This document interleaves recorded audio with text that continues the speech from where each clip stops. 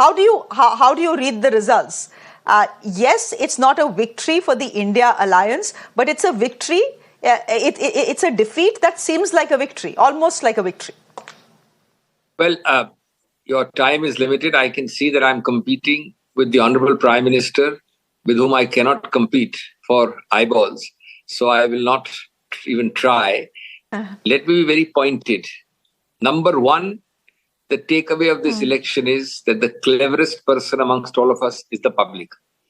Not you, not me, not Mr. Modi, not Congress, not anybody. The cleverest is Janta. Sab janti hai. Number two, the resources which we lacked as a combination of India is a ratio of 1:10, Shreya.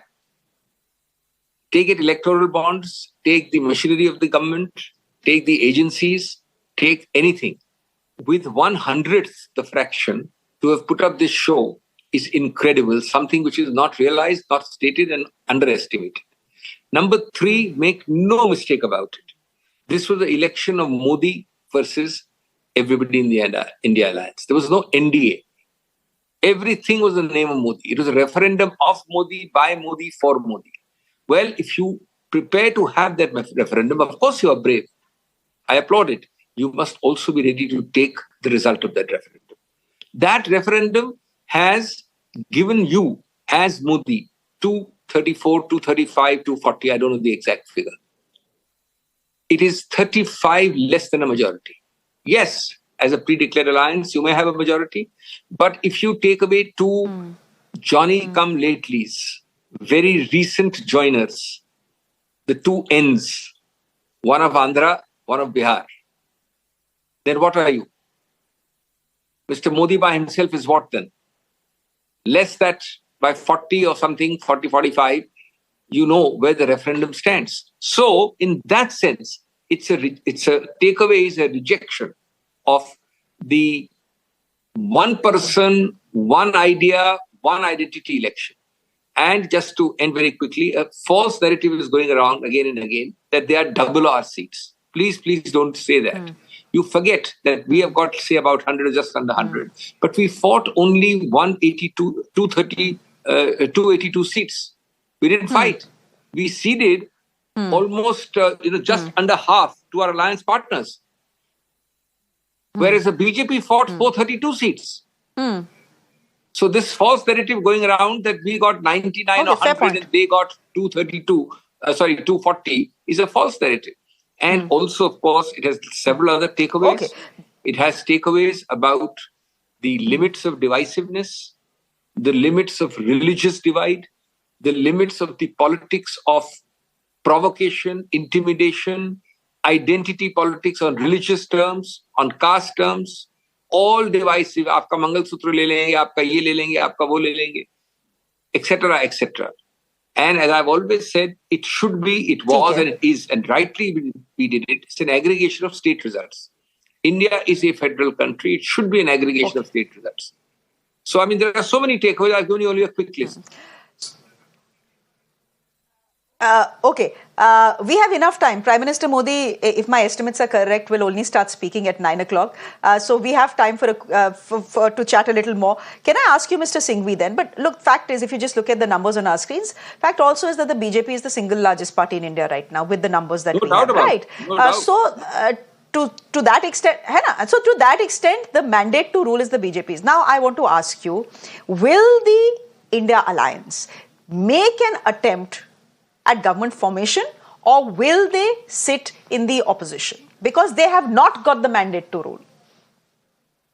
Look, let's get two or three things clear. One, I am nobody to make such comments before the alliance meets tomorrow. The Congress president has said so. So you have to wait, have to be patient.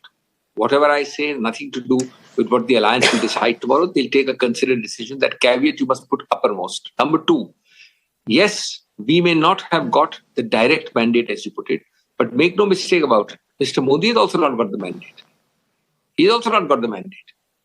Anybody, and I can only say this, and it's from my own side, obviously the alliance is not met.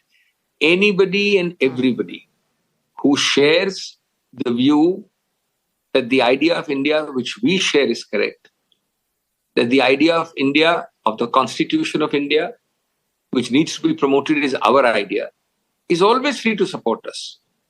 Who that will be, I cannot tell you today. Why that will be, I cannot tell you today.